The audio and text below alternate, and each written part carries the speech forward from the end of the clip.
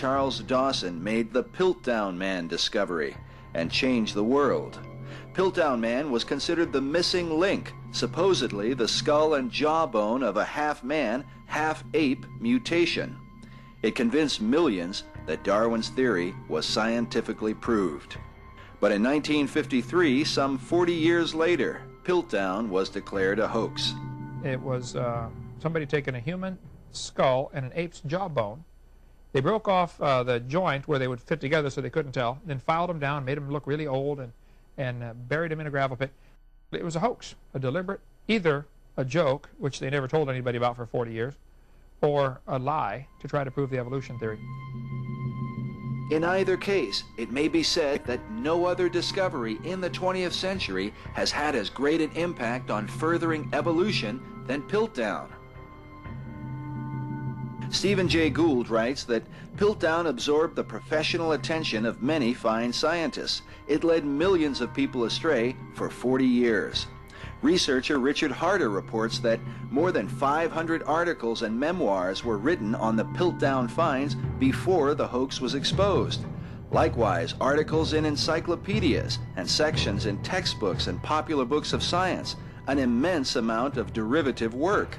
For many years, the Piltdown finds were a significant percentage of the fossils which were used to reconstruct human ancestry. In his book, The Piltdown Forgery, J.S. Weiner remarks that this ill-begotten form of primitive man received nearly as much attention as all the legitimate specimens in the fossil record put together. Yet once the hoax was exposed, the scientific community failed to repent of its error. The damage had already been done, and a generation of evolutionary thought had been born. Dawson himself never lived to be exposed. He died shortly after his famous discovery in 1916.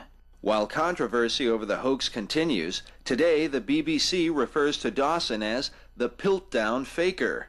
They write that of his discoveries, at least 38 are fakes. The only suspect in these frauds is Charles Dawson himself, the same man who uncovered the remains of Eanthropus dawsoni, the Piltdown Man. BBC concludes that for Charles Dawson, Piltdown was not a one-off hoax, more the culmination of a life's work.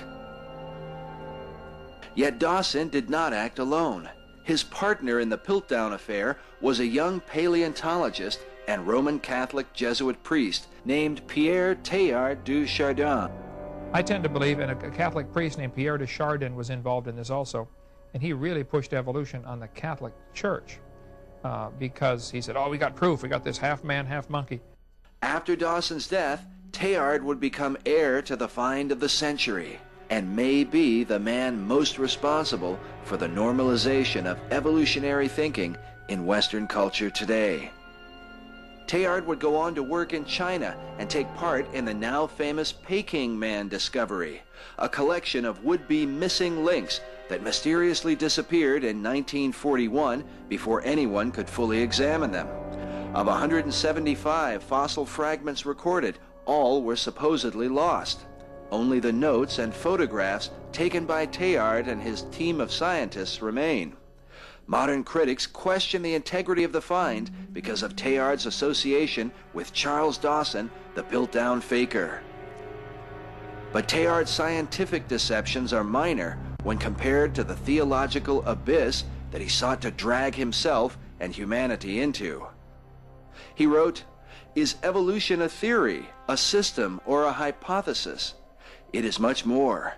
It is the general condition to which all theories, all hypotheses, all systems must bow, and which they must satisfy henceforward if they are to be thinkable and true. Evolution is a light illuminating all facts, a curve that all lines must follow." Treated as an apostate by the Vatican, banned from teaching, and forbidden to publish his writings, Teilhard became the hero of sophisticated Protestants and then returned to the good graces of Rome 26 years after his death. The Catholic Church, that once rejected evolutionary thinking, seems to have been among those who bowed to its hypothesis, largely due to the influence of Teilhard. who had become a hero and role model for a whole generation of younger priests and theologians. He set the stage for the renewal movements, which finally came to flower in the era of Vatican II. Vatican II is the Catholic document that launched the ecumenical movement for the purpose of ultimately unifying mankind in a universal faith. Evolution plays a key role in ecumenism since the pagan religions of the world are largely based on its precepts. Under Pope John Paul II, Rome now considers evolution to be a part of the gospel truth. It is reported that the Pope has put the teaching authority of the Roman Catholic Church firmly behind the view that the human body is the product of a gradual process of evolution.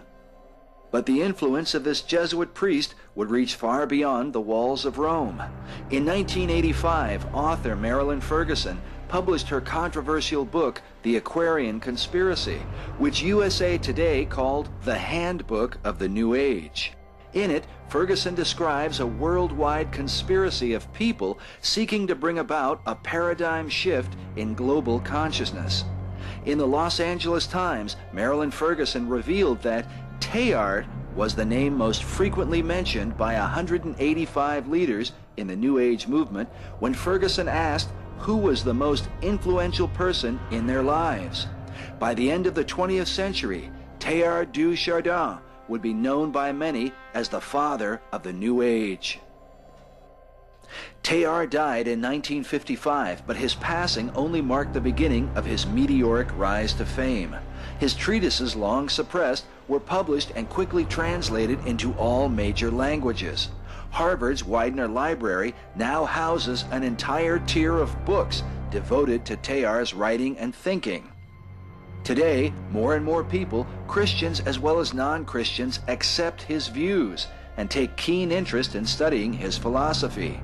He has become known for his theory that man is evolving mentally and socially toward a final spiritual unity.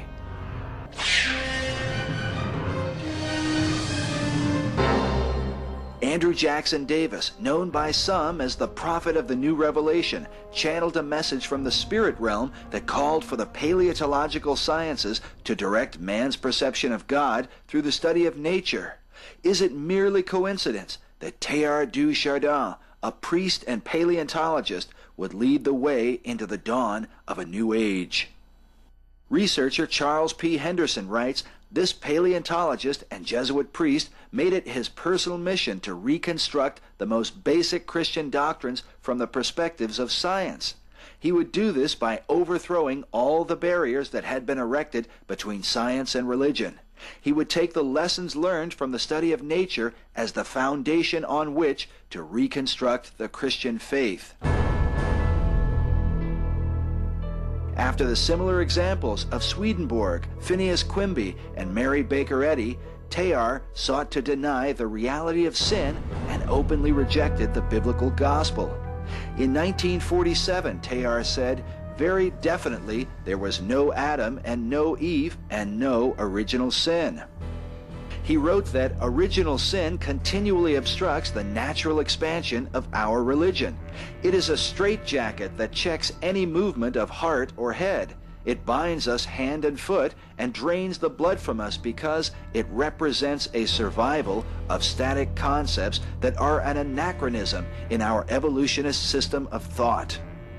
A Catholic newsletter says that in the theology of Teilhard, we are all becoming Christ. There is no original sin and therefore no need of redemption. Evolutionary forces are ferrying everyone along to godhood, and all are anonymous Christians making faith in the literal death and resurrection of Christ unnecessary. The American Atheist magazine understands the situation too well. It writes, destroy Adam and Eve and original sin, and in the rubble you will find the sorry remains of the Son of God, and take away the meaning of his death. But did Teilhard intend to undermine the Christ of the Bible? Some have thought so, since Teilhard's evolutionary teachings parallel Eastern mysticism and pagan theology. The whole Eastern pagan theological worldview is to undermine the deity of Christ and to elevate the deity of humanity.